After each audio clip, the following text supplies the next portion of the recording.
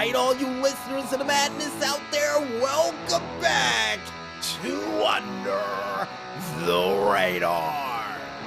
And before we kick anything off for this week's show, folks, that happens to be a milestone, by the way, we would like to say we are honored and privileged to truly kick off this month of Extreme with a show that involves some of the craziest stunts, screenshots, news stories, and even tracks from creators out there to truly get the adrenaline going for the rest of this month.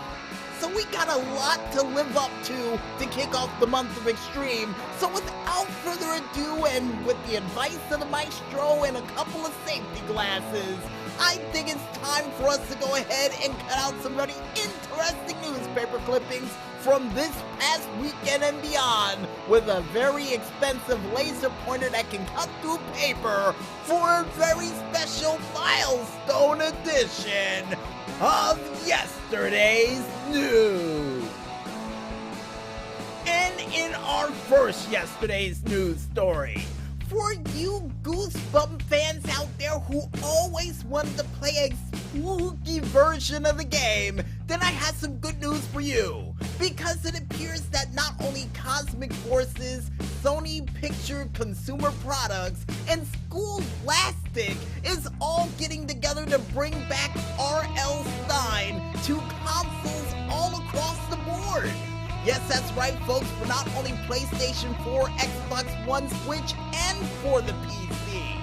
And the object of this game is for you to actually collect the missing pieces from the Goosebumps stories that's been stolen, but unfortunately you would have to face off against old school creatures from the Goosebumps series of not only lawn gnomes, the werewolf of Fever Swamp, and even Murder the Clown. Now, one thing I hope for in the near future for this game is that they actually have other things that comes and attack you, like the giant worms from Go Eat Worms, or even the camera from the series of Say Cheese and Die, which to this day is still one of my favorite R.L. Stine books. But I digress. And if you guys and gals out there want to go ahead and check out the trailer for this awesome game entitled Goosebumps Dead of Night that we forgot to mention when we first started off this story, you can go ahead and check it out on the Game Informer page, only known as GameInformer.com. And this game is expected to release as of the summer of this year, of 2020, just in case people get confused in the future. And in other news, and in exciting news from Niantic, for you fans out there who wanted to go to the Pokemon Go Fest this year and is upset about the COVID-19 virus that is currently running worldwide, I have some good news for you.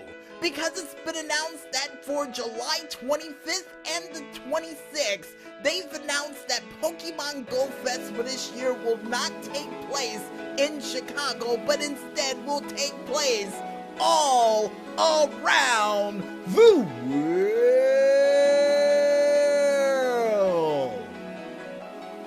And the fact that Natick was able to make this possible, and Niantic, thank you for the correction, Maestro, is absolutely awesome. And the fact that you get a chance to play on both days is another exciting treat thanks to Niantic. And this sort of reminds me of the past Pokemon Go Fest they had when, unfortunately, the whole COVID-19 virus first started and they had to cancel the event, but still was able to have it in your backyard then too. So I can't wait to see what this Pokemon Go Fest will bring for this year with this new exciting twist. And for those out there who wants to go ahead and get more details on the Pokemon Go Fest for this year, you can head on over to the Twitter page of one man only known as Niantic to check it out for yourself. And in other news, and more or less music news from Fenway Park, for you fans out there who never got a chance to see the Dropkick Murphys perform, I have some good news for you because for the first time since the start of this pandemic, the Dropkick Murphys would be able to entertain you at home for absolutely free, live from Fenway Park. And to make things even better, folks, besides performing their songs along the lines of The Boys Are Back, Captain Kelly's Kitchen, The Walking Dead, and even Flanagan's Ball, and Dirty Water, and I'm Shipping Up to Boston. But to make things even better, folks, we would get a special appearance from the boss himself, Bruce Springsteen, who would appear on the back of a giant oversized screen to help the Dropkick Murphys wrap up their concert with not only a song of Rose Tattoo, but also of American Land. And in my opinion, the fact that the Dropkick Murphys was able to pull this off inside of Fenway Park is pretty cool, especially with an appearance from the boss himself. Another cool thing they can add to their list of things they haven't done yet. And to make things even better, folks, during this said performance and live stream that took place, they were able to raise well over $100,000 toward the Boston Resiliency Fund, Feeding America, and even toward Greater Boston's Habitat for Humanity. So yeah, very nice charitable act from the Dropkick Murphys and even Bruce Springsteen. And for those who didn't get a chance to catch it live, I have some good news for you as well.